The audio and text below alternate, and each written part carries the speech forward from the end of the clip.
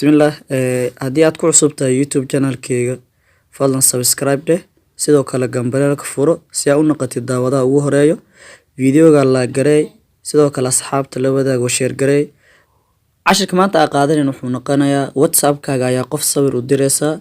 Sawirka u dirtid ma arki karo qofka adigoo aan u sheegin password-ka sawirkaada kugu xiran.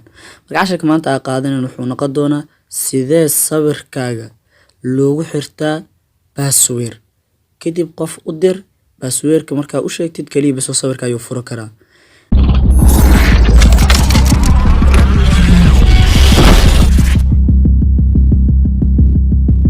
Wareen waxaan ka bilaabaynaa waxa u baahan tahay tusaale ahaan hadda waxaan galayaa WhatsApp-kayga markaan galo saacid wiilkaas yar aan saaxiibanaanay ayaan u dirayaa sawir. Waxaan u diraynaa tusaale ahaan sawir aad u dirayaa. Tusaale ahaan sawirkan oo kale aniga aan leeyahay u diraa. Hadda saacid haddii aan u diro sawirkaygu u arki karaa. Marka wareen waxaa soo degsanaynaa application-kaas waxaa ka soo degsanaynaa Play Store-ka ayaa galay. Play Store application-kaas ayaa galay. Meeshaan koraa waxaa ku qoray image to PDF converter. Midkaas ayaa dooranay oo calaamadda loogada ee saaran tahay oo PDF-ka ayaa kili ku siinay. Meeshaan qaybtaan waxaa ku yaalo 7,000 oo reviews.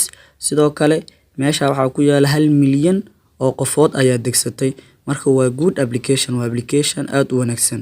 Kadib waxaan leenahay install markaa taabatid oo soconaya.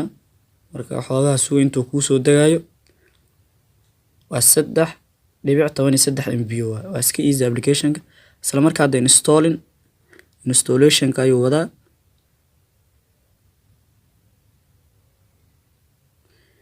Marka hadda application-ka waxaan dhahaynaa open. Waa furayna open dheh.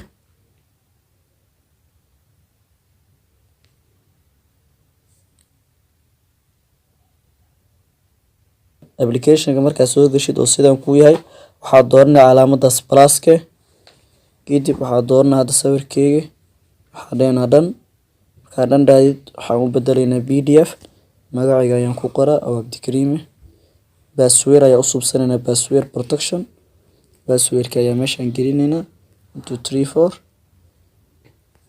Okay. Kadib waxaan dhahaynaa okay. Inuu dhameeyay sawirkii oo u bedelanay PDF. Marka hadda waxaan dooranaynaa meeshaas PDF-ka. Kadib waxaan dooranaynaa Abdikariim PDF midkaas sawirkaas aan bedelnay. Waxaan sii dooranaynaa WhatsApp-ka. WhatsApp markaa doorano waxaan u dirayaa saacid send dheh. Hadda saacid waa isla aragnaa waa u diray oo send ayaan u diray. Hadda waxaan isla fiirinaynaa saacid WhatsApp-kiisa uu soo diray sawirka hore iyo sidoo kale sawirka dambe aan password-ka ku xiranay. Marka ugu horreyn waxaan galaynaa WhatsApp-ka. WhatsApp-ka markaa galno waa kan aniga u soo diray. Kuwaan hore uu soo diray sawiradan wax password ma lahan. Marka midkaan Abdikariimka ayaan ku qornay.